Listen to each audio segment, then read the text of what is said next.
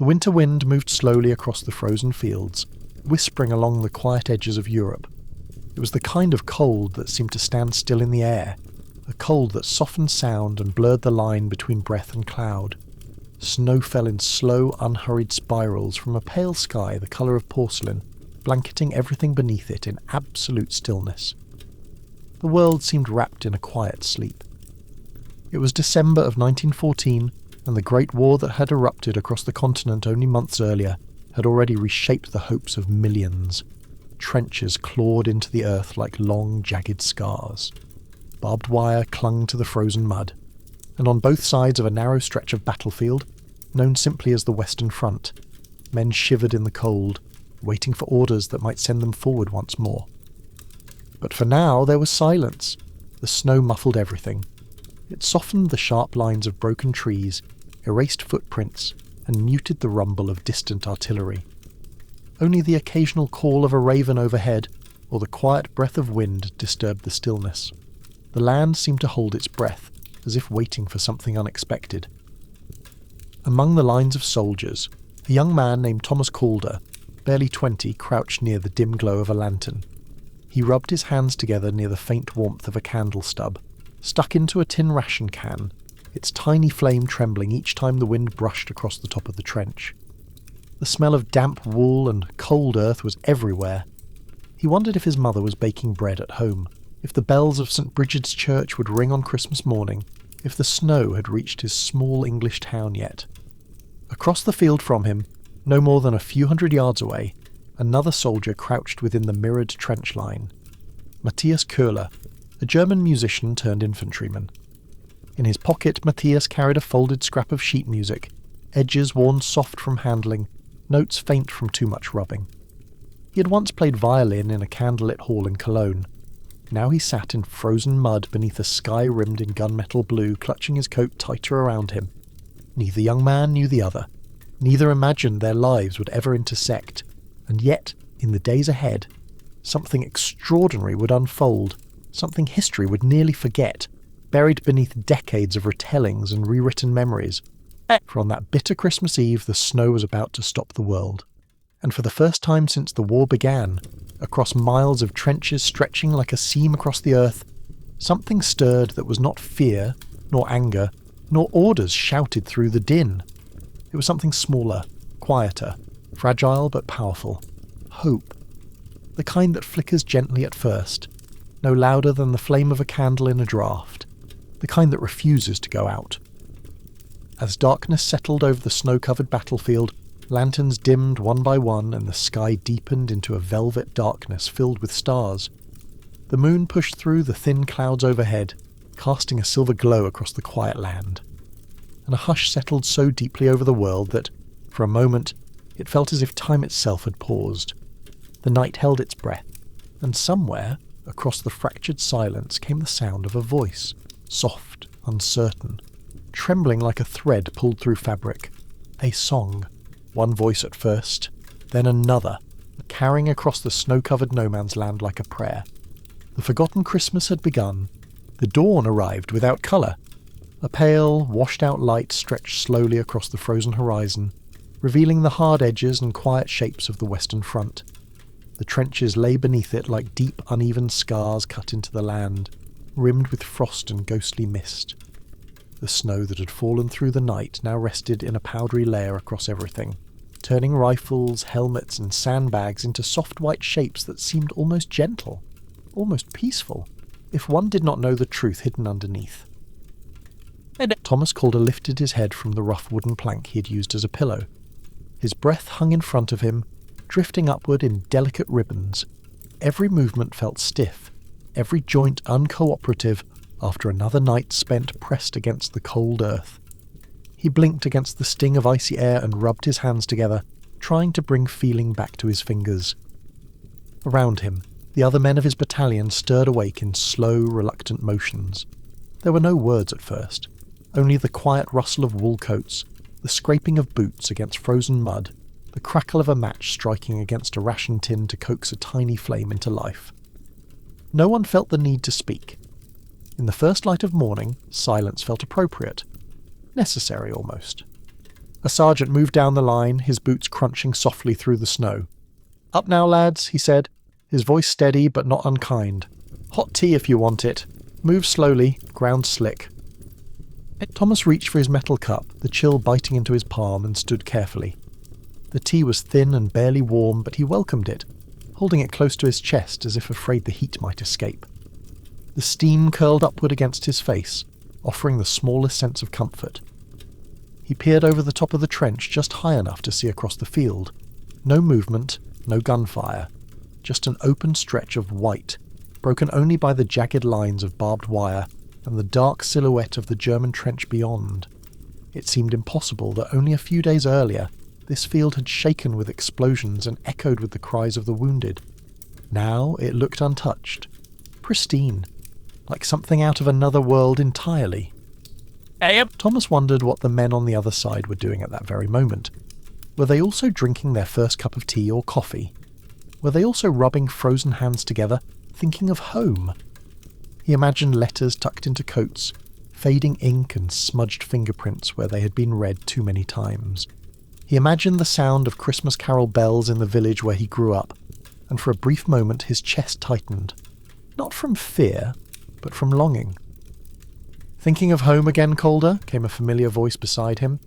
Thomas turned to see Aaron Whitfield, his closest friend in the unit, wrapping a scarf more tightly around his neck. Aaron's cheeks were red from the cold, his dark hair dusted lightly with frost. Yet he offered a small, lopsided smile, the kind that appeared rarely these days, but always managed to lift Thomas's spirits.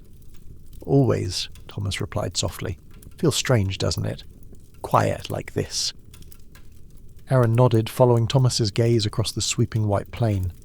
Almost peaceful. If you squint, you could pretend this isn't a battlefield at all. The thought lingered between them like the breath in the air, and then, somewhere in the distance, a raven cried out, its wings slicing through the quiet. The sound echoed, sharp against the hush, reminding them both of the world they were truly standing in. The sergeant's voice called out again, louder this time. "Stand to! Be alert! We keep watch!" The men shifted into position along the firing step of the trench, rifles ready, though loosely held. No one expected movement, not today. But routine was routine, and discipline was discipline. The war did not bend for sentiment. Thomas pressed his back against the trench wall, eyes scanning the horizon. Minutes passed slowly, stretching thin like the fragile ice gathering along the edges of puddles near his boots. Then, abruptly, the wind shifted. A new gust swept across the field, carrying with it something faint, something he almost missed. Music. At first it was barely more than a soft thread of sound winding through the cold, so faint he wondered if it was his imagination. But then it grew clearer, steadier, carried by the open air with surprising strength.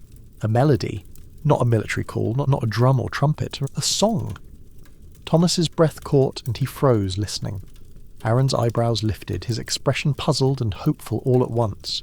"Do you hear that?" he whispered. Thomas nodded slowly, unable to speak.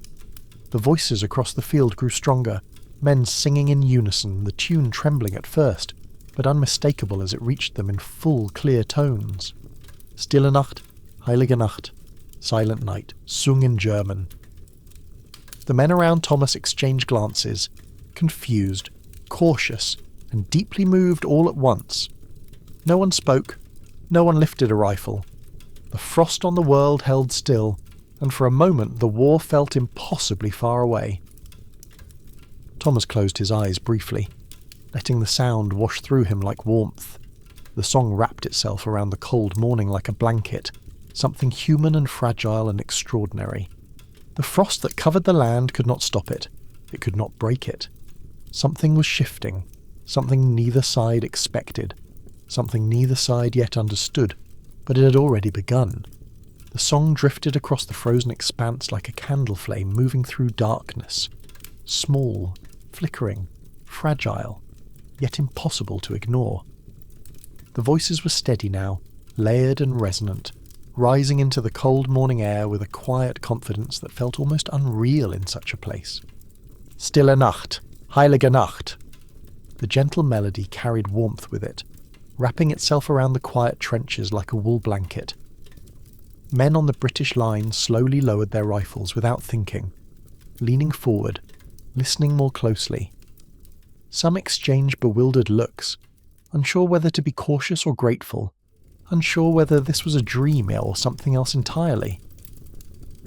Thomas felt his heartbeat slow as he watched the shapes along the German trench line shift in the distance. Figures gathering at the top edge, dark silhouettes against the white snow. They stood openly, not hiding, not ducking for cover. Their hands were empty. No rifles, no helmets lifted in defence.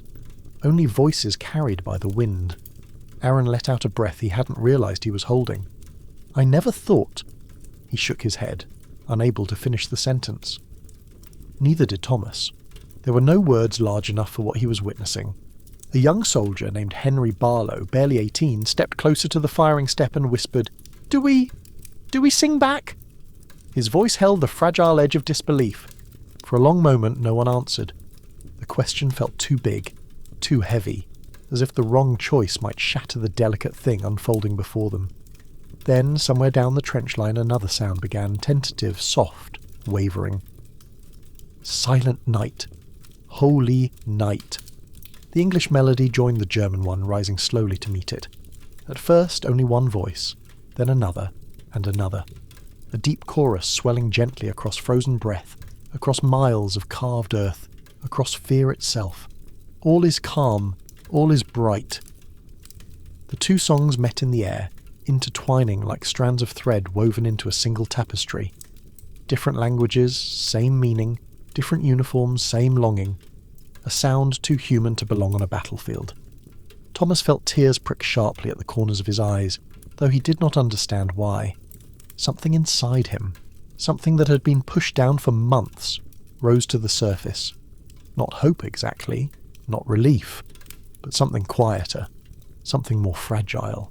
Humanness. He looked to his right and saw Aaron staring straight ahead, jaw trembling.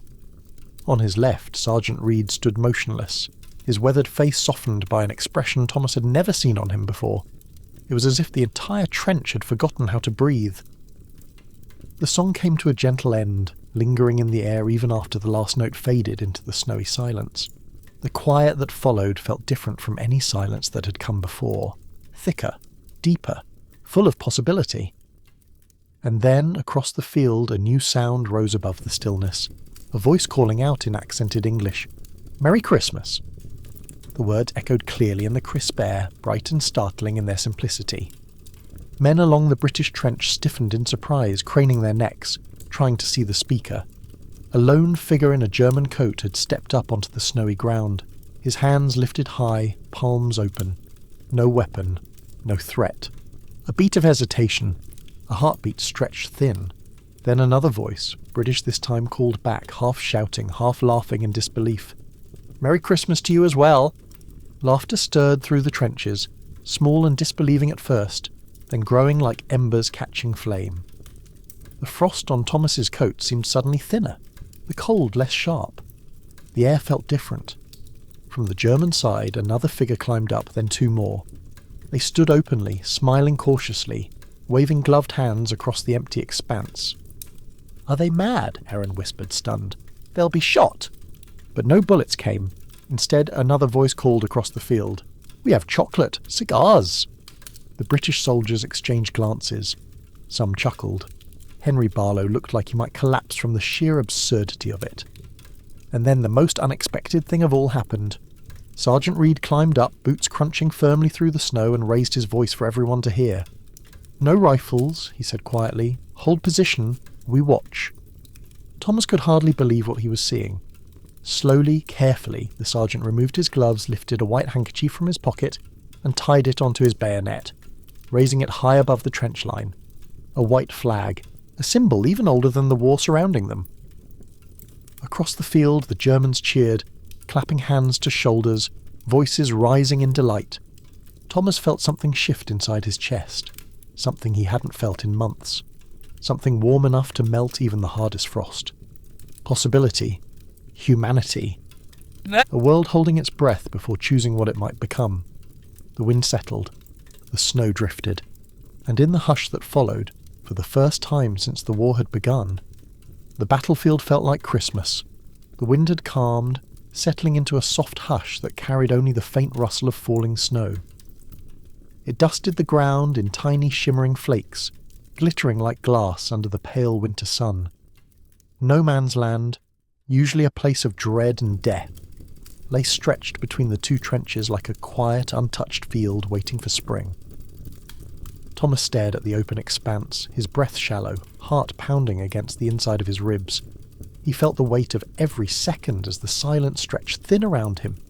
No gunshots, no shouted orders, no explosions tearing through the air, only the soft, steady rhythm of snow settling quietly over the earth.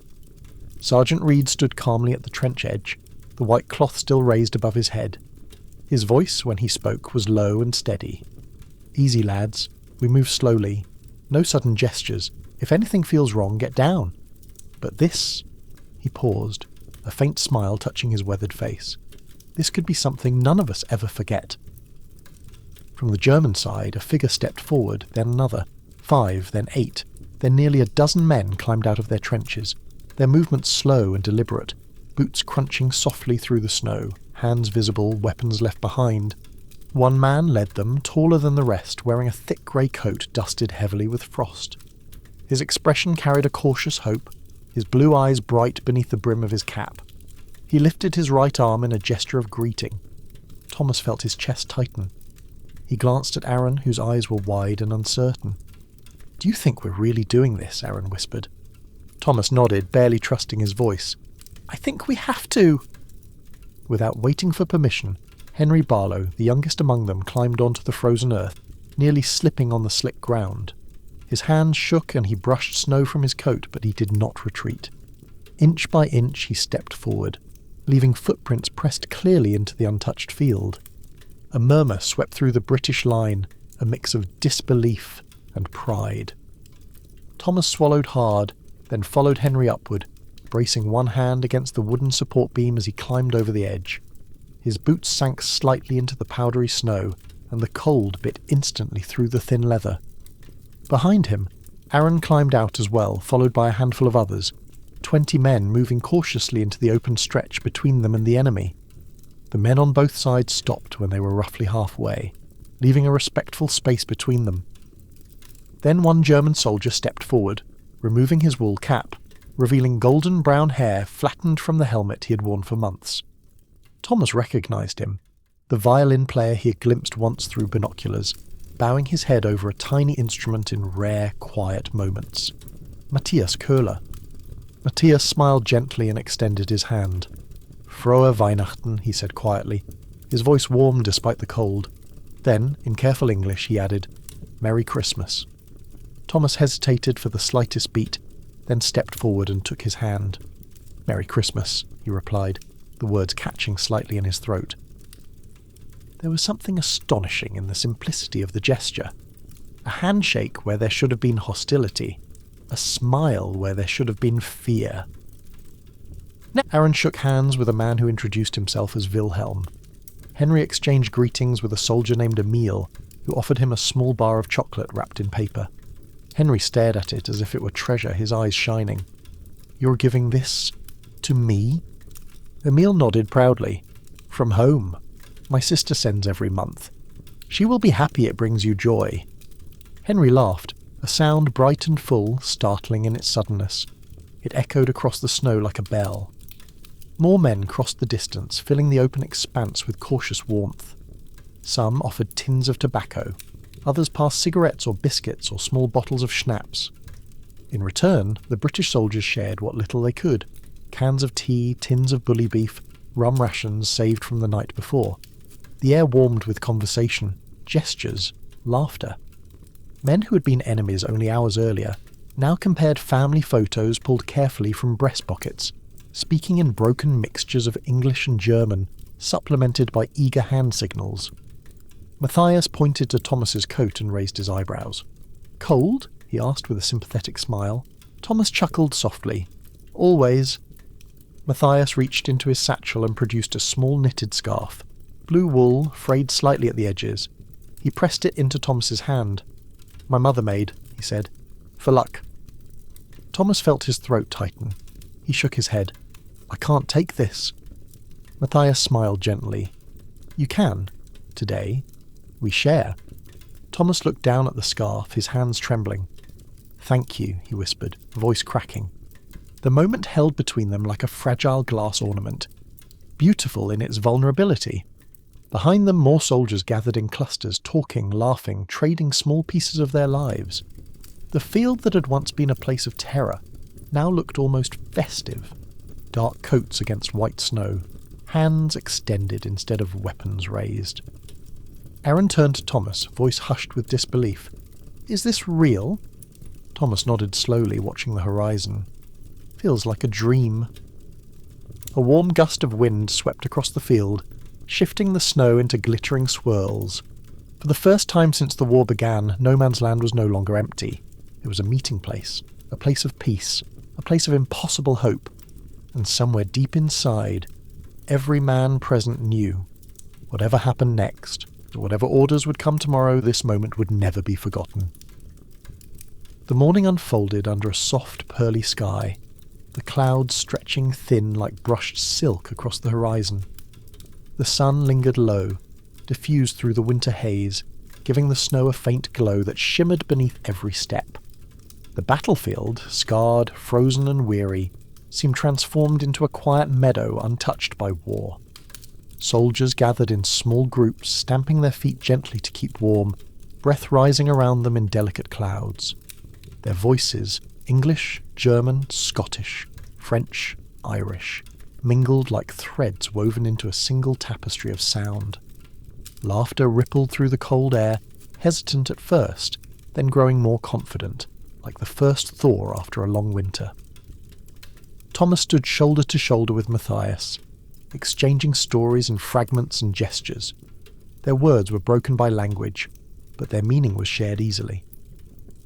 Matthias pointed to a photograph tucked safely inside his coat. Two younger sisters posed in front of a piano, smiling brightly, cheeks pink from laughter. "Emma," he said, pointing to the older girl, "and Clara." He pressed a hand lightly to his heart. "Music," he added. "Always music in our house." Thomas smiled, feeling warmth bloom beneath his ribs. He reached into his pocket and carefully unfolded a worn photograph. The edges curled, corners softened from constant handling. A young woman stood near a stone bridge beside a gentle stream, her hair caught in the wind, eyes bright with joy. "Mary," Thomas said softly. "My fiancée." The word caught in his throat like something both precious and painful. Matthias studied the photograph with reverence, then returned it with a gentle nod. "Beautiful," he said. "You are lucky." Thomas looked down, smiling faintly. "I know." Nearby, Aaron held a tin of German tobacco he had traded for a pair of wool gloves. He laughed with Wilhelm and Emil, miming the exaggerated gestures of a soldier trying to light a pipe in the rain. The Germans howled with laughter, clutching their sides, their joy echoing across the field. A small crowd formed around a soldier named Patrick O'Shea, who had brought out his harmonica, pressing it to his lips with a flourish. He played a lively tune, something cheerful and bright, a melody that lifted spirits instantly. Men clapped along, stomping boots against the snow in rhythm, creating a drumbeat that felt as if it vibrated through the earth itself. Then Emil stepped forward, raising his voice. "I play also," he announced proudly, pulling a small wooden flute from his pocket. The soldiers cheered, and he lifted it to his lips, fingers dancing delicately, producing soft notes that fluttered through the air like birds in flight. Thomas watched, stunned by the beauty of it. Music, something so ordinary, so simple, had become a bridge across the impossible. As the song ended, Henry Barlow stepped forward shyly, clutching a small metal tin in both hands. "I don't have much," he said quietly, "but maybe we can share this." He opened the tin, revealing a single fruitcake, battered, slightly crushed, wrapped in paper. A gift from his mother, saved for Christmas morning. The German soldiers gasped in delight, then laughed softly in grateful disbelief. Emil clapped Henry on the back. "A feast," he declared, eyes sparkling. The cake was divided into tiny pieces, smaller than coins. Men held them reverently, eating slowly, savouring each bite as if it were the finest delicacy. More gifts followed. Biscuits passed hand to hand, tins of sardines opened and shared, chocolate broken carefully into fragments, cigarettes passed around like treasure. No one cared who received more or less. Every gift felt enormous. Thomas watched Aaron hand Wilhelm a small tin containing tea leaves. Wilhelm held it as if it were gold. "You have no idea," Wilhelm murmured. "Tea I have not tasted in months." Aaron grinned. "Then today is your lucky day." The group erupted in gentle applause and someone called out, "A toast!" Snippets of bottle glass glimmered in the pale sunlight as men lifted flasks and canteens. "To peace!" someone shouted. "To Christmas!" another voice answered. And finally, rising above the rest, carrying strong and clear, "To home!" The soldiers drank, and for a moment everything stilled. The air felt warmer, softer. The sky seemed to open above them like a cathedral dome, pale light spilling down in quiet blessing. Thomas looked across the field and felt time expand around him, stretching into something almost sacred. He could almost hear the echo of church bells, the distant murmur of families gathering around warm hearths, the rustle of wrapping paper and laughter. He could almost smell pine, cinnamon, bread baking in ovens. For a moment he forgot the trenches. He forgot the gunfire and he forgot the war. The world felt whole again. But then, somewhere to the west, a distant rumble rolled faintly across the frozen land. Artillery fired miles away, hidden beyond hills and fog. It shook the air, trembling the surface of the snow beneath their boots. The laughter faltered. Men stood frozen, the sound passing through them like a cold gust. The war had not disappeared. It lurked just beyond sight, just beyond sound. It waited. Matthias looked at Thomas, his expression sobering. "Today is gift," he said quietly. "Tomorrow?" He left the rest unsaid. Thomas swallowed hard, nodding. "Tomorrow can wait." And as the wind swept gently across the field once more, carrying snowflakes that spun like tiny stars, the soldiers returned to smiling, hands extended once again, unwilling to let the moment slip away. Because some gifts were too rare to release. Some days were meant to be held tightly. This was one of them. The snow continued to fall in soft, lazy spirals, settling gently on shoulders and caps, clinging lightly to eyelashes and beards. The morning had stretched into early afternoon, and the sun now hovered low over the horizon, casting pale lavender light across the battlefield. What had once been a wasteland of mud and shattered earth now looked almost serene, like a quiet village field waiting for children to play. And someone somewhere within the cheerful murmur of voices shouted a single word that stirred the crowd like a spark catching dry tinder. "Football!" Heads turned, eyes brightened. Laughter rippled through clusters of men on both sides. A German soldier reached into a burlap sack and produced a worn leather ball, scuffed, misshapen, but unmistakably full of potential. The cheers that followed rose high into the cold air, bursting with childlike joy. The sound echoed across the snow-covered field like bells rung from distant towers. Matthias held up the ball proudly and shouted, "England versus Germany, yes?" Thomas and Aaron exchanged looks, grinning like boys on a school holiday. Aaron lifted his arm in agreement. "We'll take that challenge." A wide circle began to form in the snow, men trotting eagerly into place, stamping down loose drifts to create a rough field. Jackets were thrown onto the ground to mark goals. Rifles remained leaning safely against the edges of the churned snow, forgotten for now.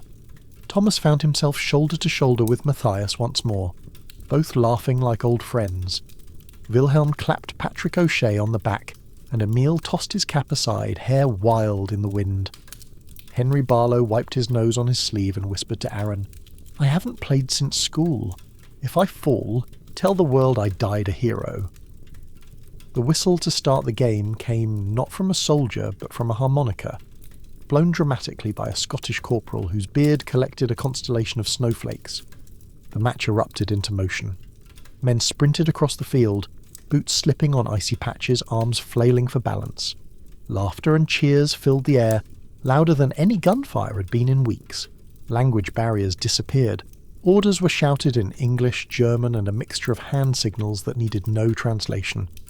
Wilhelm lunged after the ball with theatrical determination, sliding several feet through the snow before tumbling onto his back, arms and legs flailing like a beetle overturned. The field roared with laughter, British and German alike rushing to help him up.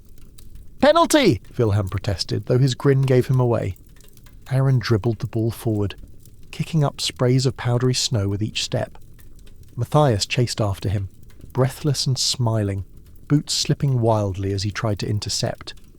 They collided gently and toppled into a soft heap, laughing so hard they could barely breathe. The game continued, wild and imperfect and beautifully human. Men who had once aimed rifles at one another now reached out hands to catch and steady, to lift and support. The air was filled with shouts of encouragement, good-natured jeers, and bursts of cheering that shook the sky. At one point, Henry Barlow found the ball at his feet, eyes wide with panic and exhilaration. He took 3 steps, arms pinwheeling to stay upright, and kicked with all the power he could muster. The ball soared, awkward and wobbling, and slammed directly into the makeshift goal jacket. The field erupted in cheers. Aaron lifted Henry into the air, spinning him around. "A legend is born," he shouted. The Germans applauded enthusiastically, some throwing their caps into the air, others pounding their gloved fists against their chests in noisy approval. Henry blushed crimson, smiling so hard his face hurt. He looked younger than ever in that moment. Just a boy, really. A boy who, for the first time since arriving on the front, felt alive. The sun slipped lower, casting long blue shadows across the snow. The ball skidded across the frozen field, catching on lumps of ice and sending players sprawling in every direction. At one point, even Sergeant Reed joined in, kicking the ball with surprising skill and surprising laughter. His stern face softened into a genuine, rare smile. As the game neared its natural end, the score didn't matter. There were no winners, no losers, only men, tired, cold, far from home, grateful for a day without tragedy. When Matthias finally caught the ball beneath his boot and lifted it high, breath coming in great foggy bursts, he called out, "Enough! Save strength for tomorrow." A hush drifted back over the field, gentle and slow. The men stood still, heads bowed slightly, letting their racing hearts quiet and their breath settle. Snowflakes landed softly on their shoulders, melting slowly under the heat of exertion. Thomas looked around him, faces smiling, cheeks flushed from cold and laughter. He felt something warm swell inside his chest, something he had not experienced since leaving England. Normalcy. Joy. The simple miracle of being human again. Matthias placed a hand on Thomas's shoulder. "Good game," he said softly. Thomas nodded, voice rough with emotion. "The best I've ever played." The wind shifted gently, carrying with it the faintest chime of distant bells from a village far beyond the front. Whether real or imagined, no one could tell, but every man heard them. Christmas bells. They stood together in silence, listening, and for a breathless moment lasting longer than seconds could measure, it felt as though the entire world had paused, still, quiet, suspended between what was and what might yet be. A day without war, a day of peace, a day they would carry within them for the rest of their lives. As the last echoes of laughter faded across the snow, the soldiers slowly drifted back into small groups, catching their breath in soft clouds that shimmered and dissolved into the cold air. The light had shifted into a muted gold, the sun resting low enough to cast long shadows that stretched like gentle brush strokes across the frozen field. Twilight was approaching, though it did so softly, as if reluctant to interrupt what was unfolding. Thomas and Matthias walked together toward a small cluster of men gathered near a fallen tree trunk, half buried beneath the snow.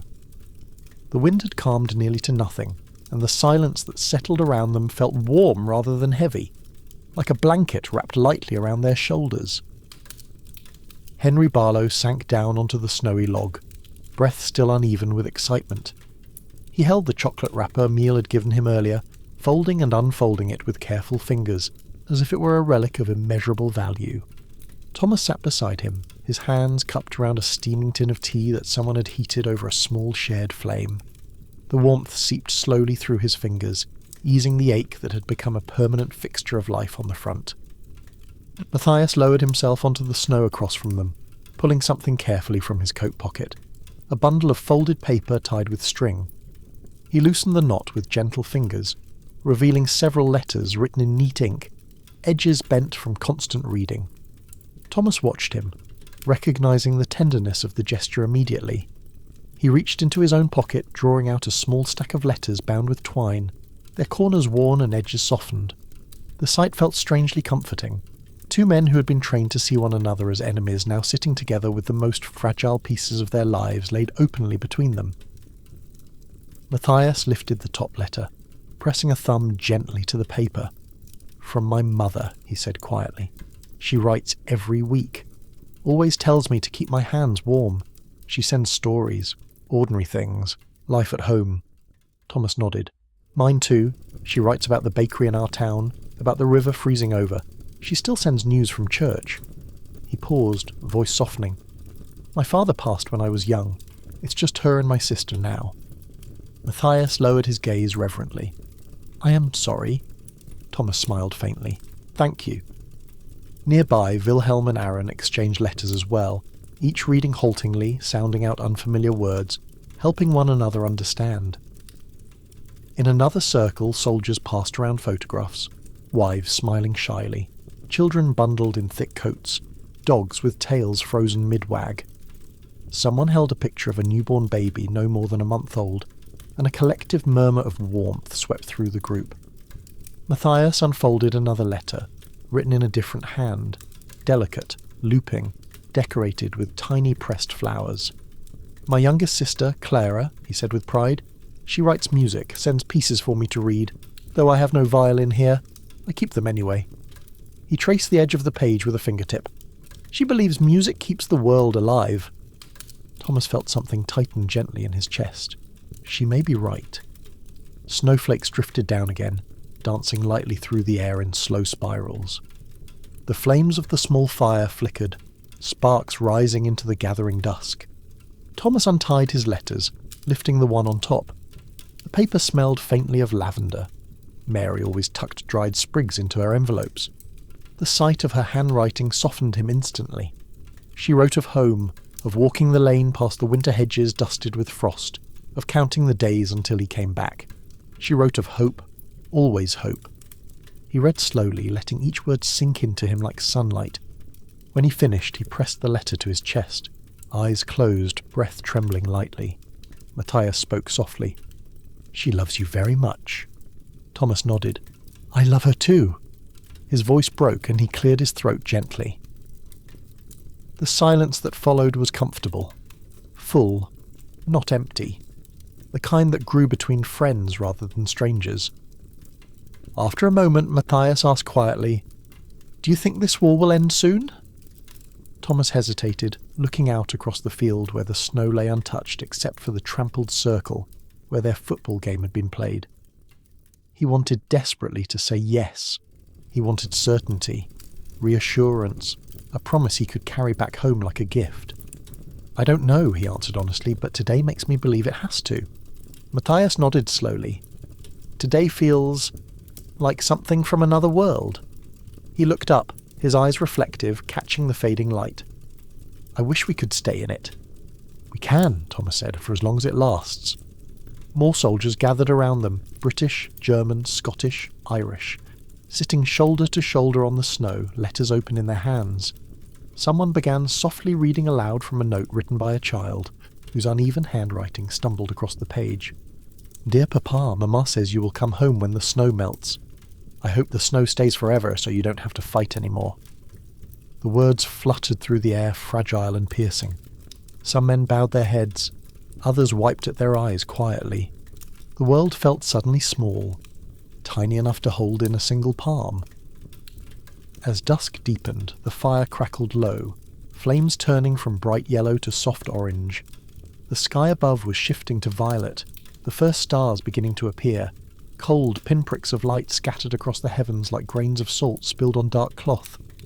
Thomas looked up, watching them emerge one by one. "They look brighter tonight," he whispered. Matthias followed his gaze. "Maybe we are closer to them today," he said softly. And in that stillness, with letters pressed close to hearts and snow settling gently around them, it felt true. Night settled slowly over the battlefield, arriving not abruptly, but like a heavy velvet curtain lowered inch by inch. The last strands of daylight stretched thin across the horizon, glowing amber and rose before fading into deep shades of indigo. A soft hush fell with the darkness, deeper than any silence that had come before, a silence that felt sacred. The fire at the centre of the field burned low, casting a warm halo onto the snow around it. Shadows stretched long, dancing softly with the flicker of embers. Men gathered closer, wrapping arms around themselves, rubbing gloved hands together, leaning toward the gentle heat. Breath rose in white plumes, drifting skyward like prayers. No one wanted to return to their trenches, not yet, not tonight. Thomas sat cross-legged near the fire, feeling the warmth seep slowly into his boots. Matthias sat beside him, carefully protecting the letters still tucked safely in his coat. Aaron and Wilhelm shared a small bottle of rum, passing it back and forth, their laughter quiet and tired. Henry lay on his back in the snow, arms spread wide, staring up at the sky, as if it held all the answers he ever needed. The stars above were sharp and brilliant, clustering thickly across the black, untouched by smoke or cloud. They glittered with such intensity that it felt as though one could reach up and brush a hand against them. Matthias lifted his head, looking up. "Tonight," he murmured, "Skier looks like home." Thomas followed his gaze. "It does." For a long while the group sat without speaking, content to watch the stars multiply, filling the heavens with cold, endless light. The silence grew comfortable, like a blanket wrapping around them all, drawing them close. Then someone, no one could later say who, began to hum. A quiet melody at first, so soft it seemed like a memory more than a sound. The hum deepened into a tune recognizable almost immediately. "O come, all ye faithful." The first voice was joined by another, then another, slowly, gently, like embers catching flame. Thomas felt his breath catch in his throat as the melody spread around the fire. The song lifted into the night like a flock of birds rising from a winter branch. Deep voices, young voices, tired voices. Voices that had carried orders and cries and commands, now carrying something infinitely more delicate. "Oh come, let us adore him." Wilhelm joined in with quiet harmony, his voice low and steady. Emil followed, then Patrick O'Shea, whose bold tenor lifted above the rest. Aaron's voice cracked on the first attempt, and he laughed, wiping at his eyes before joining again, softer this time. Soon the choir grew, dozens of voices from both armies rising in unison, filling the quiet night with sound that felt impossibly pure. The melody carried warmth that seeped into the cold ground, warming the snow beneath them, warming their bones. Matthias sang softly, his voice gentle and steady, shaped by years of musical training. Thomas listened to him for a moment, then added his own voice, unsure at first but growing stronger with the notes. The song spread outward, swelling into the air until it seemed impossible that it was coming from human throats. It sounded like a cathedral choir, echoing across stone walls and vaulted ceilings. The sound moved across the battlefield, across trenches, across the shattered landscape, reaching men who had not dared to leave their post, who now looked up in astonishment and listened. And when the final line faded into the darkness, silence followed. Not empty silence, but rich silence, full and trembling. Then Matthias cleared his throat softly. "In Germany," he said, voice hushed, "we sing another song, very old, very beautiful." He closed his eyes and began, voice barely above a whisper. "Es ist ein Rose entsprungen." The melody unfolded like a ribbon, delicate and ancient. Others joined in, first a few, then many, the harmonies drifting through the air like threads of silver and gold woven into the darkness. Even those who did not know the words hummed quietly, adding depth to the sound. Thomas felt tears slip down his cheeks, warm against the cold air. He did not wipe them away. As the last note faded, Emil spoke softly, voice breaking. "My mother sings that every Christmas Eve. She lights a candle for each of us, always says the light will guide us home." Henry Barlow whispered, "Do you think it could guide us now?" Matthias looked into the fire, his eyes reflecting its soft glow. "I think today is light," he said gently, "a light the war cannot touch." A quiet murmur of agreement moved through the group. After a long pause, Aaron stood and brushed snow from his coat. "We should light something," he said, "for Christmas." He reached into his pocket and drew out a small candle, wrapped carefully in cloth, a gift from his mother before he left. He knelt and placed it near the fire, shielding it from the wind as he struck a match. The flame flickered, catching weakly at first, then glowing steady. A tiny light, trembling in the darkness, but unyielding. One by one, other soldiers produced candles, matches, lanterns, small flickering lights that soon dotted the snowy field like stars fallen from the sky. A soft glow spread outward, illuminating faces, warming the night. It was quiet, reverent, sacred. Thomas closed his eyes and breathed deeply, letting the warmth settle inside him. In the heart of war, they had built a sanctuary, a cathedral of winter sky, a choir of tired voices, a night lit with fragile hope. And in that moment, every soldier present felt certain of something they could not name. They would remember this night forever. The candles flickered softly in the night air, flames trembling but steady, casting halos of light onto the snow that glowed like frost-covered glass. Men stood in small clusters around the field, talking in low voices, their faces warm with the strange comfort of shared peace. It felt as though the world had softened beneath their feet, the war dissolving into something distant, unreal. But not everyone was at ease. On the British side, Lieutenant Harrington watched the gathering from the trench edge, his gloved hands clasped behind his back, his expression deeply furrowed. He was a stern man, rigid in posture and principle, his uniform immaculate despite the conditions. He had spent the entire day pacing, watching the impossible unfold with growing tension. He could hear the laughter, the singing, the sound of dozens of men conversing freely with those they were meant to fight. His stomach twisted. He understood the need for humanity, but he also knew orders could not be ignored forever. Sergeant Reed approached him carefully, boots crunching through the snow. "Sir," he said quietly, "the men, they needed this." Harrington didn't turn. "It's dangerous, Sergeant." "Sir, they're unarmed, both sides. They've kept it peaceful." The lieutenant exhaled sharply, watching the field with narrowed eyes. For now, peace is fragile. It doesn't take much to shatter it. Reed hesitated, then nodded. "Yes, sir, but it's Christmas, and after months of this hell, well, maybe they've earned it." Harrington finally turned his head, studying the sergeant carefully.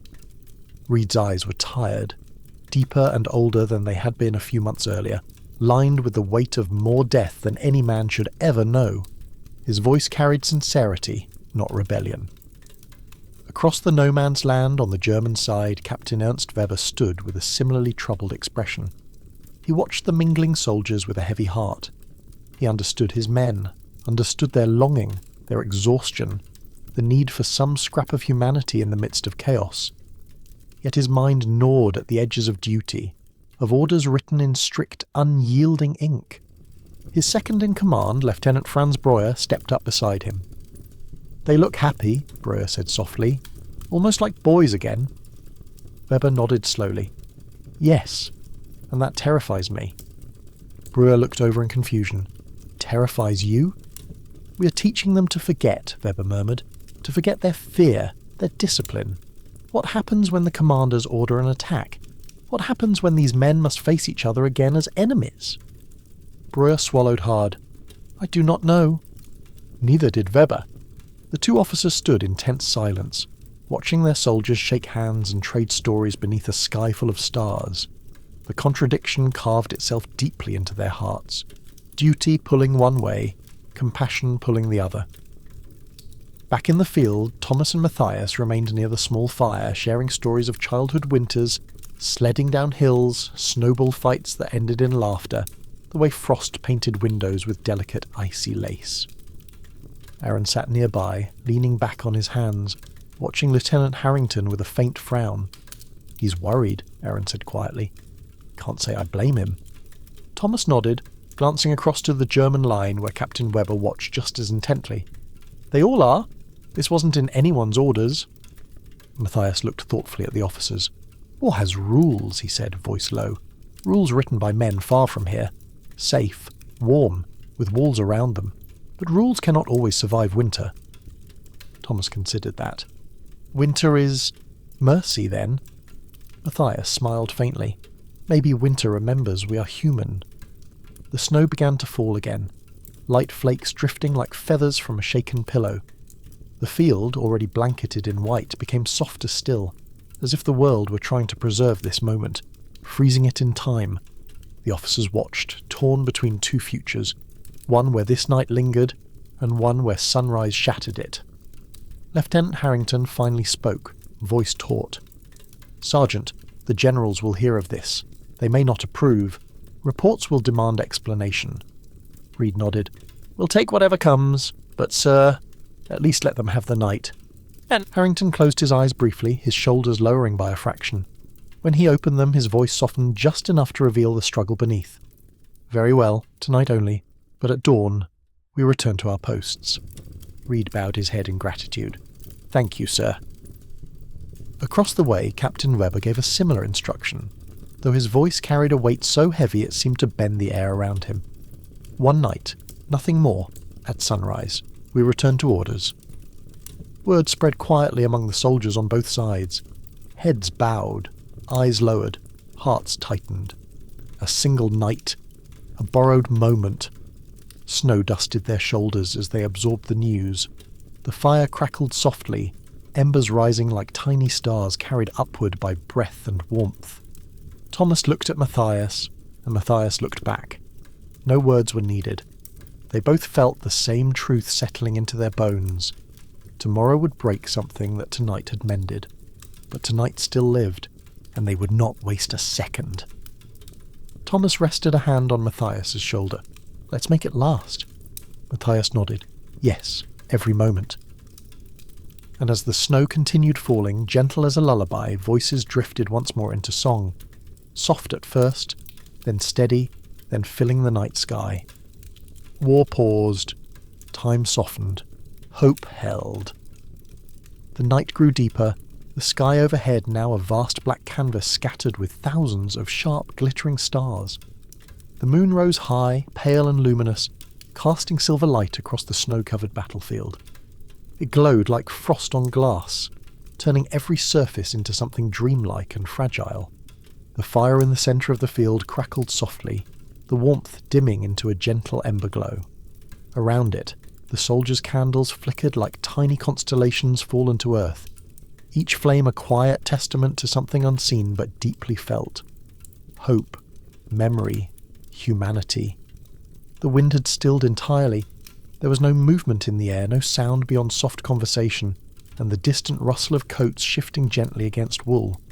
It felt as though even the earth itself was listening, unwilling to disturb the delicate peace resting upon it. Thomas stood and stretched his stiff limbs, shaking snow from his coat. He felt the weight of the moment settle into him, that strange ache between sorrow and joy, between the world as it was and the world as it might have been. Matthias rose beside him, brushing his gloves together, and the two walked slowly across the field toward the edge of the British trench.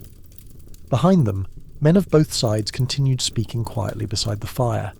Some had begun carving shapes in the snow, stars, crosses, initials. Others sat shoulder to shoulder, sharing flasks, trading songs, quietly exchanging pieces of their lives. A few simply sat with heads bowed, eyes closed, letting the peace wash over them like a tide. Thomas reached into his pocket, fingers brushing the wool scarf Matthias had given him earlier. He held it gently, feeling the careful stitching, the warmth captured in its fibres. "Your mother must care about you very much," he said softly. Matthias smiled with a slow nod. "She worries about everything, always checking the windows for frost, always asking if I wear my heavier coat." He looked toward the distant trees, their branches silvered in moonlight. "She lights a candle in the window every night, says the flame guides us home."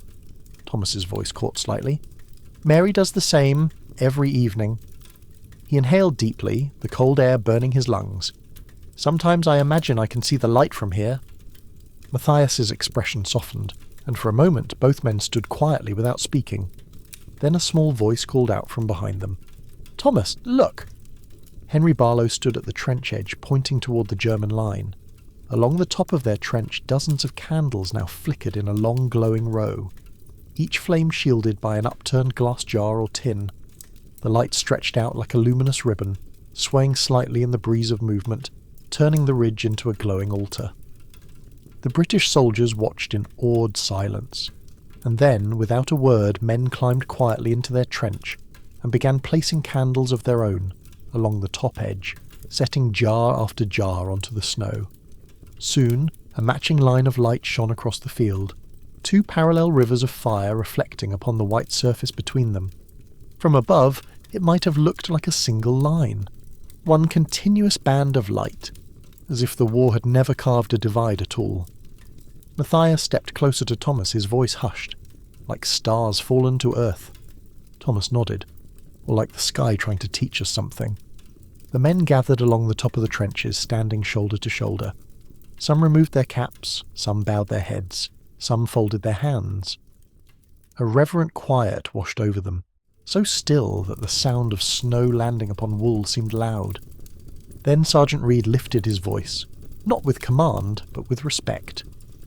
The words carried gently across the field, a prayer murmured into the cold air. For those who are far from home tonight, for families waiting, and for peace, wherever it may find us. On the German side, Captain Weber bowed his head, his hands clasped tightly. Lieutenant Breuer closed his eyes, murmuring a prayer in German under his breath. Thomas looked around slowly, taking in every face, every candle, every trembling flame. This silence stretched long, uninterrupted and profound. It was different from the silence of fear or the silence of exhaustion. This was the silence of sacred ground, a moment no man dared disturb. Then softly, so softly Thomas almost didn't notice at first, Matthias began to sing once more. Friede, Friede, Friede. Peace, peace, peace. His voice was low, steady, rich with ache and hope intertwined. Others joined in. A dozen voices, then dozens more.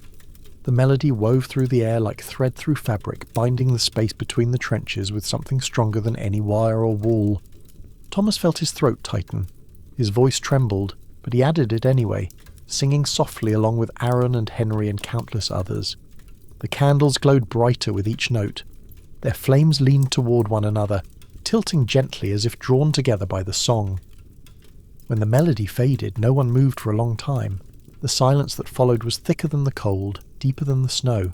Even the moon seemed to hang suspended in its arc, watching. Finally Matthias turned to Thomas. "I wish we could keep this," he said quietly. "This night, this peace." "So do I," Thomas whispered. "More than anything." The candles flickered, flames bending slowly toward one another, as if reaching across the space left between them. And in that moment, every heart in the field felt the same aching truth. This night could not last, but this night would live forever. The sun climbed slowly above the horizon, painting the sky in muted layers of pale gold and washed-out pink. The fragile light stretched across the field like a soft hand reaching out, warming nothing but illuminating everything. The snow shone with a faint pearlescent sheen, and the frost covering the ground sparkled in the morning glow. It should have been beautiful. But a new heaviness hung in the air, thick, dense, unspoken. The soldiers stood within their trenches now, peering over the parapets, each man's breath suspended in front of him like ghosts rising between worlds. The candles along the trench edges still flickered, stubborn and delicate, their flames trembling in the growing breeze. They looked so small now, so vulnerable, a thin line of light trying to resist the dawn's inevitable claims. The officers on both sides stood tall and rigid, their expression sharpened with duty. Lieutenant Harrington's jaw was clenched tight enough to tremble. Captain Weber stared straight ahead, his hands resting white-knuckled on the edge of the trench. For a long, unbearable moment no one moved. Then, far to the north, beyond the rolling hills, a sound cracked through the air like a lightning strike. Artillery. A deep, distant thunder. One, then two more. The ground beneath their boots trembled faintly, a shudder that cut straight through bone. A flock of birds burst into flight from the trees beyond, scattering frantically into the pale morning sky. The spell shattered. Even the wind seemed to shift. Aaron inhaled sharply, body tensing. "It's starting," he whispered. Thomas closed his eyes briefly, the sound reverberating in his chest like grief. Across the field, Matthias felt his heart seize. He gripped the edge of the trench to steady himself. Emil swore under his breath, voice shaky. Wilhelm bowed his head, as if flinching from a blow. Captain Weber spoke first, his voice low and steady, but heavy with regret. "Prepare yourselves," he said. "Orders will come. They always do." Lieutenant Harrington echoed the sentiment across the field. "Stand ready, men." The soldiers looked to one another, faces pale, eyes wide, expressions twisted with disbelief and sorrow. The peace that had wrapped itself around them felt suddenly fragile, slipping through their fingers like melting snow. Thomas could not look away from the spot where Matthias stood. Their eyes met, across distance, across silence, across the brutal line drawn once again between them. Matthias lifted his hand, palm open, a final gesture. Thomas mirrored it. 2 hands raised, motionless, reaching but unable to touch. The air trembled again as another distant shell exploded somewhere down the line, a faint rumble rolling through the ground like thunder announcing a storm that could not be outrun. Sergeant Reed's voice was soft but unyielding. "Rifles," he said, slowly. "No one fires unless ordered." His tone held cracks, breaking in places he could not hide. Henry lifted his rifle with trembling hands, tears streaking warm lines down his cold cheeks. "I don't want to," he whispered. "Neither do any of us," Reed said. Aaron swallowed hard, voice hoarse. "Feels wrong. Feels impossible." Thomas nodded slowly, eyes locked on Matthias. "It is." Across the field, Brewer's voice carried, quiet and sombre. "Remember today," he said to his men. "Carry it. Do not let it die." The world seemed to contract, pulling tight around a single breath. Then a crack split the air, a sharp, violent gunshot echoing from far down the line, fired by hands they could not see. It was distant, but more than enough. Men flinched. Some ducked reflexively. Others froze in shock. One candle along the top of the trench toppled over, flame extinguished instantly in the snow. The silence that followed was suffocating. Thomas felt something break inside his chest. Not anger, not fear. Something heavier, something unbearable. Matthias looked like he might collapse. His lips parted as if searching for words that didn't exist. Thomas pressed his fist lightly against his heart. Matthias did the same. Breath trembled between them. Then Lieutenant Harrington spoke, voice sharp, controlled, cutting like a blade. "Fall back from the parapet." The order rang through the trench like iron striking stone. Sergeant Reed closed his eyes, then gestured the men back. "You heard him. Move." Across no man's land, Weber gave the same command in German, his voice cracking mid-sentence. The soldiers moved reluctantly, some dragging their feet, others looking back with shattered expressions. One by one they stepped away from the edge, disappearing into the trench's shadowed depths. Thomas was the last to move. He held Matthias's gaze until the very last second, until he could no longer see him, until the world swallowed the space between them again. As he stepped down off the firing step, the candles around him flickered wildly in the wind, their flames threatening to die. He reached out instinctively and cupped a hand around one, shielding it from the cold gust that pushed through the trench. The flame steadied. He didn't know whether to feel relief or heartbreak. Aaron's voice whispered behind him. "The world is waking up again." Thomas swallowed hard. "No," he said quietly. "The world is falling back asleep." He looked up, watching the snow fall gently into the trench. Soft, silent, indifferent. The guns had awakened, and peace was slipping away. The atmosphere in the trench grew heavy, so heavy it felt difficult to breathe. Soldiers stood in silence, their rifles held loosely, their eyes fixed not on the enemy beyond the parapet, but on the snow-covered ground beneath their boots. The whisper of the wind brushing against canvas and wood seemed too loud, too sharp. Even the gentle rustling of coats and gear echoed like thunder against the walls of the trench. Thomas felt his heart pounding against his ribs, not with the adrenaline of battle, but with the agony of loss. Not the loss of life, but the loss of something so much rarer, so much more fragile. Hope. Matthias and the others had disappeared from sight, swallowed by the German trench. The candles still flickered along the ridge above them, lines of light trembling with the weight of what was coming. Thomas stared up at them, watching the flames bend and tilt as the wind shifted. Each flicker a heartbeat, each glow a prayer. Sergeant Reed moved along the line, his expression tight, voice low and controlled. "Stay alert. Orders are coming." Aaron leaned back against the wall of the trench, sliding down until he was sitting in the snow, elbows resting on his knees. He rubbed his face with shaking hands. "Feels like we woke up from a dream," he muttered. "A good dream, and now we're back in the nightmare." Henry sat beside him, staring straight ahead. "It was real," he whispered. "It happened. They'll say it didn't, but it did." Thomas lowered himself onto the wooden plank running along the trench wall. "They can't take it from us," he said softly. "Whatever happens next, we carry it." The others nodded, though their eyes remained downcast. Minutes crawled by, slow, silent, suffocating. Then Lieutenant Harrington emerged from the dugout, a sealed envelope in his gloved hand. His expression was stone.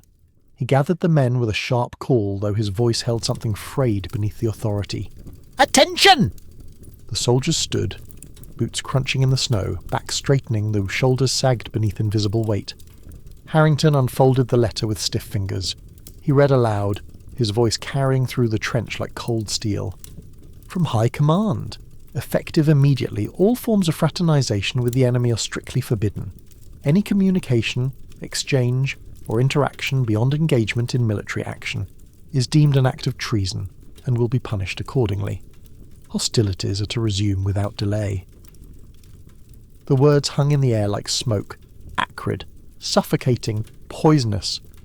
Henry's face went pale, Aaron's hands curled into fists. Thomas felt his stomach drop. He clenched his jaw, swallowing a surge of anger and grief. Harrington lowered the paper, looking over the heads of the men. His voice softened by the slightest degree. "I do not choose the orders," he said quietly. "I only deliver them." Sergeant Reed stepped forward. "What now, sir?" Harrington inhaled, bracing himself. "Prepare to fire warning rounds at dawn, full combat readiness to follow." A murmur of disbelief rippled through the trench. "A warning round?" Aaron whispered. "After yesterday? After everything?" "It's madness," Henry choked. Reed closed his eyes briefly, steadying himself before addressing the lieutenant again. "Sir, these men shook hands yesterday, sang together. You expect them to fire on each other by sunrise?" Harrington's gaze wavered, just for a moment. "I expect them to follow orders." Thomas felt heat rise behind his eyes. He stepped forward before he could stop himself. "Sir, yesterday proved something. They're not enemies. Not really. Not today." Harrington's voice tightened. "It's not our decision, Private Calder." "No," Thomas replied softly, "it's not. But we still have to live with it." For a heartbeat, silence stretched between them, thick, dangerous, unyielding. Harrington's eyes softened with a flicker of something human, something raw. He turned away abruptly. "Prepare for action," he said, voice lower now. "That is all." The soldiers dispersed slowly, their movements mechanical, their faces full of quiet devastation. Thomas sat heavily on the plank again, burying his face briefly in his gloved hands. Aaron lowered himself beside him. "What do we do?" he asked. Thomas stared at the snow drifting down, slow and soft. "We remember," he said. "We hold on, and we do what we must, without forgetting who we are." Henry wiped his eyes with shaking hands. "I don't want to fire a warning shot at them." Thomas looked up, meeting his gaze. "Then don't fire to hit." Aaron nodded. "None of us will." Sergeant Reed approached, voice low but firm. "Whatever happens, stay true to yourselves. Orders are orders, but humanity is something else entirely." He squeezed Thomas's shoulder, an anchor in the storm. Across the field, German officers delivered the same orders, their voices heavy with grief. Men bowed their heads, fists clenched, tears slipping quietly down their cheeks. In the stillness that followed, a single candle flame guttered, wavering violently in the wind before going out. And then another, and another. Each extinguished flame felt like a heartbeat fading. One by one, the candles died, until only a handful remained. Thomas looked up, breath trembling. "They're going out?" Aaron whispered, voice cracked and breaking. "So are we." The snow continued to fall, silent, indifferent. But beneath the silence something stirred. Not anger, not obedience. Resolve. Dawn strengthened slowly, the pale sky deepening from pearl grey to a quiet blue brushed with streaks of silver. The world brightened carefully, cautiously, as if aware it was stepping into sacred territory. The snow reflected the growing light, glowing faintly, and the frost along the edges of the trench glittered like shards of cut glass. The candles lining the parapets on both sides continued to flicker, but now only a few remained, stubborn flames refusing to die, standing like lone sentries guarding a memory already slipping into yesterday. Thomas stood at the firing step, rifle resting loosely in his hands. His breath fogged the air in steady clouds.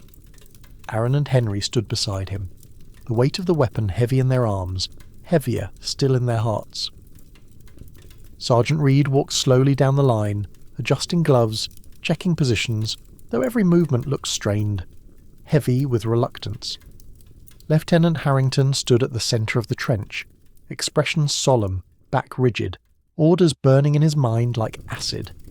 He stared across the field toward the German lines, where dim silhouettes were beginning to appear along their own firing step. Thomas could make out Matthias among them, standing tall, shoulders squared, expression sombre but resolute. Their eyes met across the white field, locking with the full weight of everything unsaid.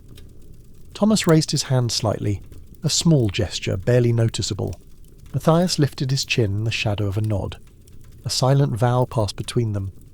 No matter what comes next, we do not forget. The silence that settled over the trench was nearly unbearable. The only sound was the low moan of wind moving across the snow, pushing tiny drifts into soft curves. Henry wiped his face with his sleeve, swallowing hard. "They can't make us do this," he whispered. "Not after yesterday." Aaron nodded, voice hoarse. "No one can force a man to fire straight." Thomas tightened his grip, knuckles white. "We aim high." Sergeant Reed overheard, pausing beside them. His voice was low and steady. "That choice is yours. Just remember, orders are orders, but honour is something you answer for yourself." His eyes shone as he looked at them, a battlefield father, heart breaking beneath the uniform. Across the field, Captain Weber raised his voice, calling orders that cracked like ice breaking on a frozen lake. German soldiers lifted rifles with shaking hands, faces twisted with grief and disbelief. Matthias closed his eyes briefly, then looked up again, meeting Thomas's gaze. Lieutenant Harrington lifted his arm sharply. The wind stopped. The earth held its breath. "Ready arms!" Harrington commanded. The metallic slide of rifles being lifted echoed through the trench like chains dragging across stone. Thomas felt the cold bite into his fingers, the wood of the rifle stock rough against his palms. Across the field, Captain Weber gave the same command. The two armies stood facing one another, rifles raised, hands trembling, hearts pounding. The seconds stretched long and thin, suspended like icicles ready to break. "Take aim," Harrington called. Rifles shifted upward. Thomas refused to lower his aim toward Matthias. He tilted the barrel high, toward the sky, toward the birds circling overhead. Aaron did the same. Henry lifted his rifle with shaking arms, tears streaming down his cheeks. Across the field, Matthias lifted his rifle toward the clouds. Wilhelm followed. Emil lowered his entirely, closing his eyes, pressing his forehead against the cold metal. For a moment, the world seemed balanced on a knife's edge, perched between peace and destruction, between memory and command. Thomas inhaled, breath trembling. A single snowflake drifted downward, slow and perfect, landing on the barrel of his rifle, melting instantly against the cold steel. And then, "Fire!" The order tore through the air like a blade, but the rifles did not aim true. Gunfire erupted in ragged, chaotic bursts, not toward the enemy but high above, harmlessly into the sky. Bullets disappeared into clouds, cracking through the morning air like fireworks, marking the death of something beautiful. Across the field, the German side mirrored the act. Rifles aimed skyward, shots fired into nothing. The sound was violent, jarring, yet strangely hollow, like echoes in a cathedral. The candles along the parapet trembled wildly in the shockwave. One by one, their flames stuttered, then went dark. A final candle flickered, its flame bending sideways, struggling desperately to remain. The wind caught it. The light went out. Silence followed. Vast. Heavy. Suffocating. The snow resumed falling, but now it felt different. Colder. Sharper. As if mourning. Thomas lowered his rifle slowly, muscles trembling with release and grief. He stared across the field at Matthias, who lowered his own weapon, expression hollow and aching. Aaron let out a choked breath, shoulders shaking. Henry sobbed openly, covering his face with gloved hands. Sergeant Reed stepped forward, voice breaking. "You did the right thing," he whispered. But Lieutenant Harrington spoke sharply, turning on them with fury and fear mixing in equal measure. "What have you done?" No one answered. There was nothing to say. The silence itself was answer enough. Across the field, Captain Weber lowered his head into his hands. Brewer placed a steady hand on his shoulder, whispering something too soft to carry. Thomas lifted his eyes once more and met Matthias's gaze. They both knew the peace was over. The war had returned.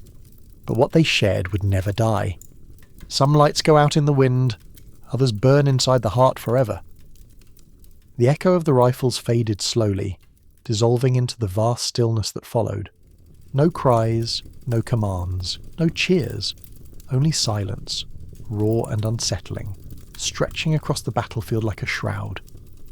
The sound of the shots lingered in memory long after it vanished from the air, ringing through the hearts of every man who had stood witness.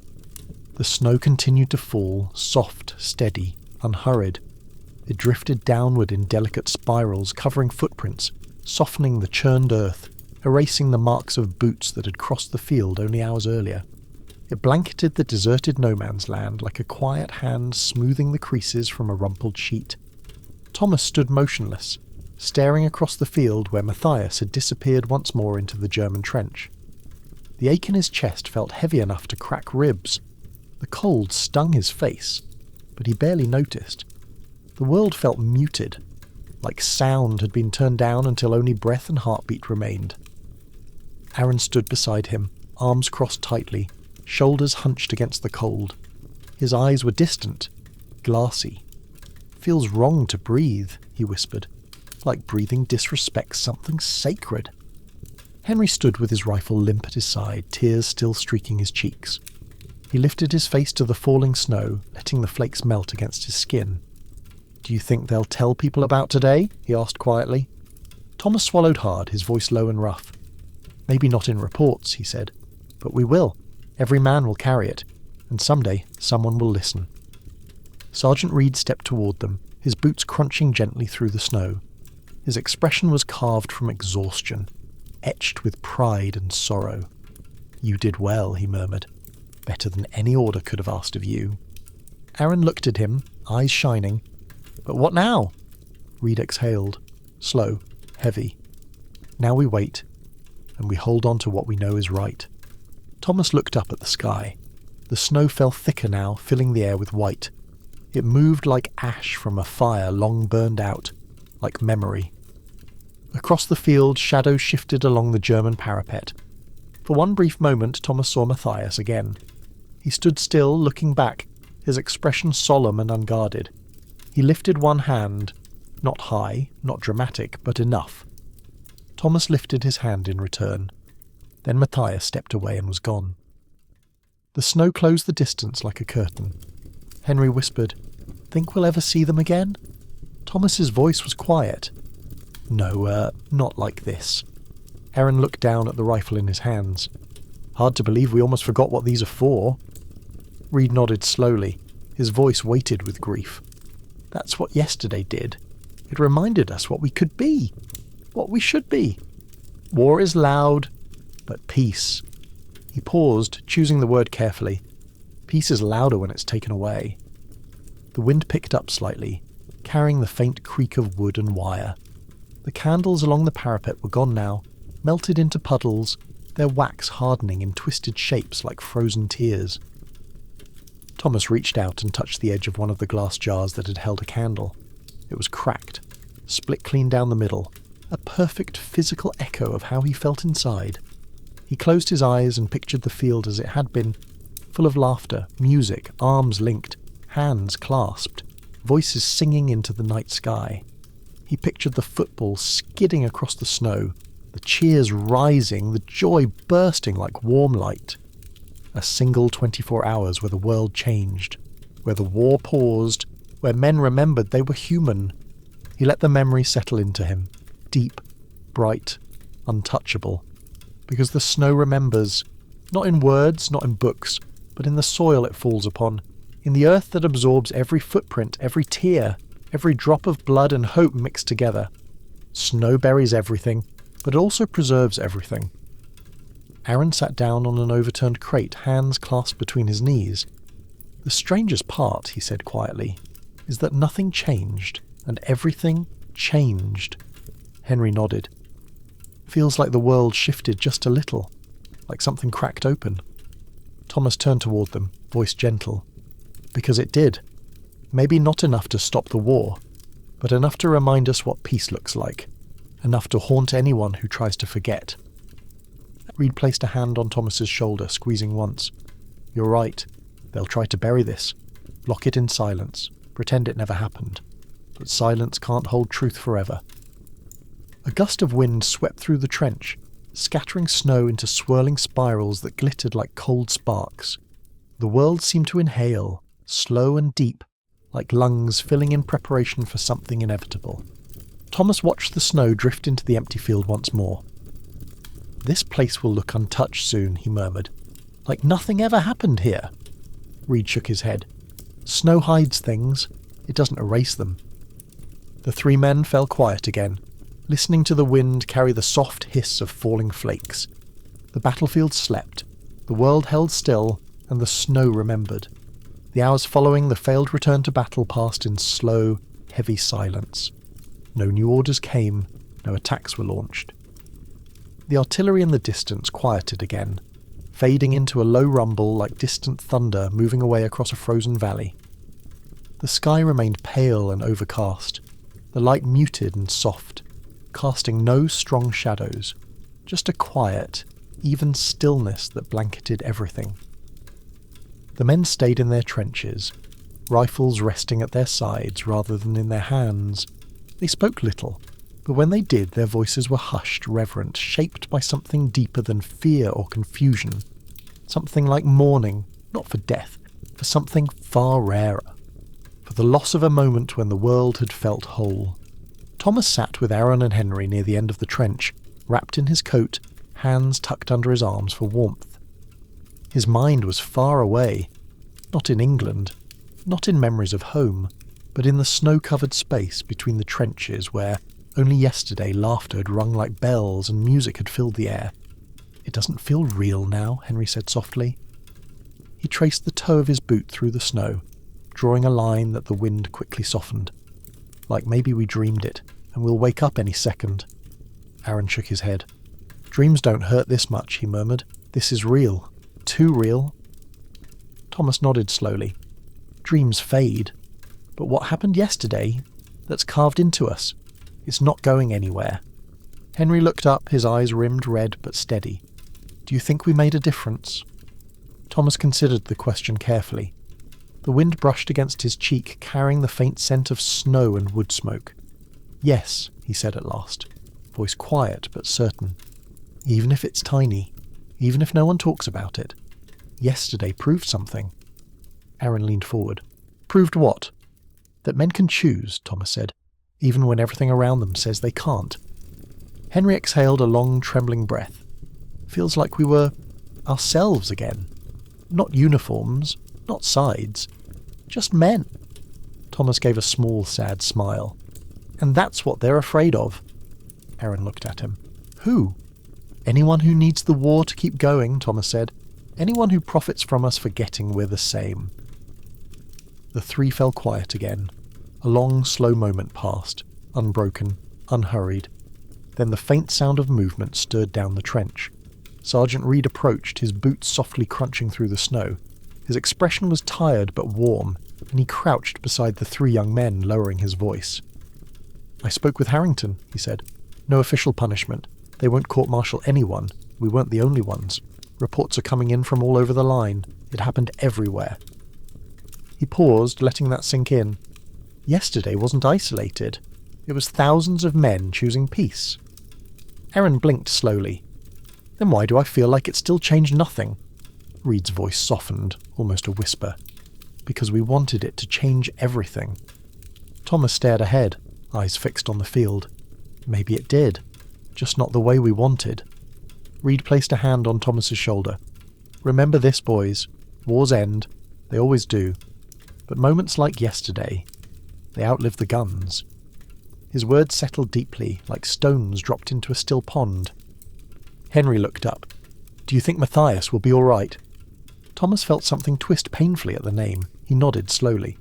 He's strong, and he's not alone. Aaron leaned back against the trench wall. What would you say to him now, if you could? Thomas hesitated, breathing steadier. Then he closed his eyes and spoke softly, as if the wind might carry his words across the snow. I'd say, thank you, for reminding me who I am, for proving the world isn't just darkness, and for walking out into that field with me, even when everything told us not to. The wind moved through the trench again, swirling flakes of snow through the air like tiny sparks. The quiet deepened, thicker, more profound than before. Reed looked toward the horizon. We can't control what happens tomorrow, but we can choose what we carry into it. Thomas lifted the wool scarf Matthias had given him, wrapping it around his neck with deliberate care. The soft blue fabric felt warm against his skin, the stitches tight and sturdy. Handmade, filled with love, a piece of another world, a piece of peace. I won't forget, Thomas whispered. Aaron nodded. None of us will. Henry wiped his face, straightening his shoulders. We hold on to it, that's all we can do.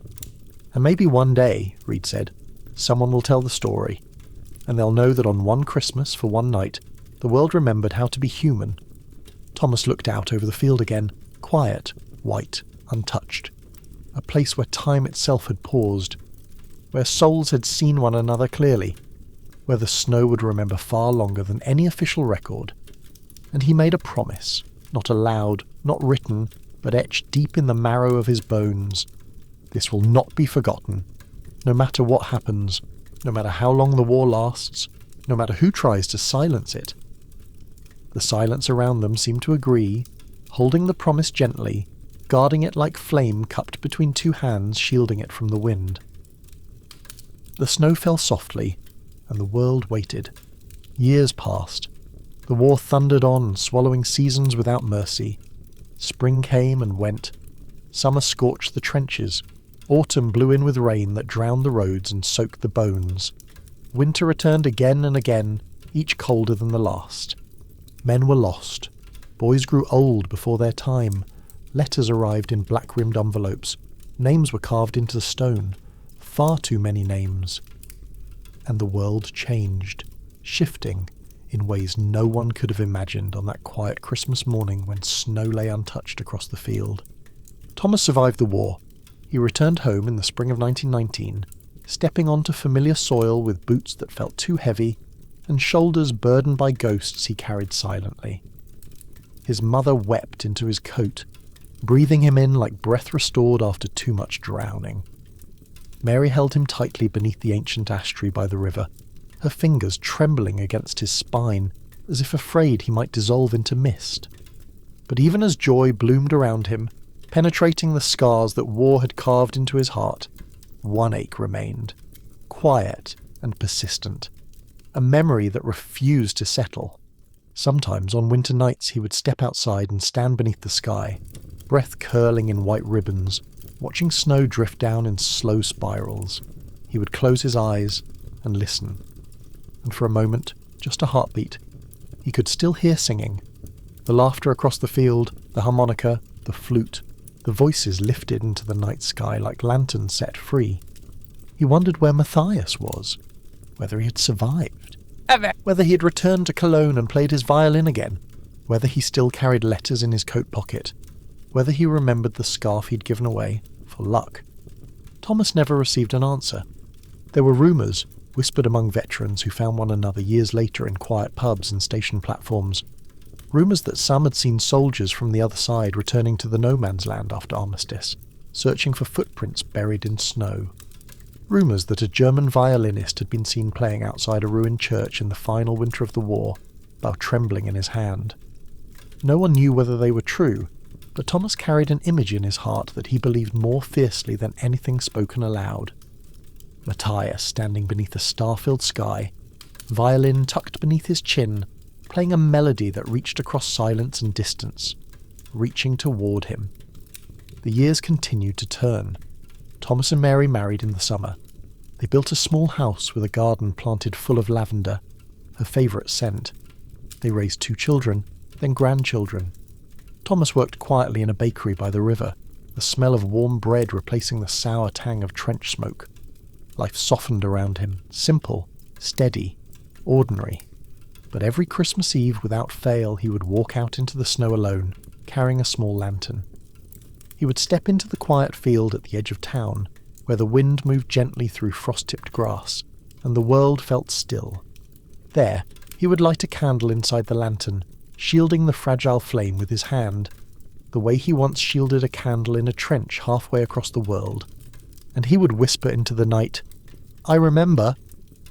One year, when his son asked why he honoured that tradition so faithfully, Thomas shared the story, slowly, carefully, as though handling something made of glass. He told of the snow that silenced the guns, of the voices that rose in song, of the handshake between enemies who were never truly enemies, of the football match in the field, of candles lit like fallen stars across the snow, of the moment peace held the world for a single breath. When he finished, his son stared with wide eyes, voice barely more than a whisper. "Why don't they teach that in school?" Thomas smiled sadly. "Because some people believe war must always be louder than peace." His son shook his head. "But it shouldn't be." "No," Thomas agreed, "it shouldn't." He leaned forward, voice gentle. "And that's why we remember. Because if enough of us carry the truth, someday the world won't forget anymore." The story spread quietly, first to family, then to neighbours, then further still, like the glow of a candle becoming a lantern, then a torch, then a beacon. Decades later, long after Thomas's hair had turned silver, long after his hands had grown too unsteady to shape dough or strike a match, the world remembered publicly what had survived silently in the hearts of men. Historians began to write of it. Newspapers published accounts long buried in forgotten letters. Children learned of it in school. Choirs sang Silent Night on Christmas Eve with hands clasped across borders. And in fields across Belgium and France, where trenches once carved the earth, memorials were placed. Not statues of generals or artillery, but simple stone markers bearing quiet words. On this ground, on Christmas Day, 1914, enemies laid down their arms and shared peace. Every year, candles are lit along those fields, glowing against the falling snow. Voices sing in different languages, echoing into the sky. People stand side by side, watching their breath rise in white tendrils, listening to the wind move softly across the earth. And if one listens closely, very closely, one can almost hear the echo of laughter, the scrape of boots across ice, the warm chords of a violin, the bright call, a Merry Christmas. The snow remembers, the earth remembers, and peace, even brief, even fragile, never truly dies. It simply waits for hands brave enough to carry it, for hearts willing to hold it, for voices willing to whisper, "Never again." Thomas passed peacefully one winter at the age of 87, the first snow of the season falling softly against the window. His family found him with a lantern beside his bed, and a folded blue scarf resting gently in his hands. The candle inside the lantern was still burning, and outside the snow fell in slow, quiet spirals, as if blessing the world, as if saying dash, dash. Sleep now. Remember,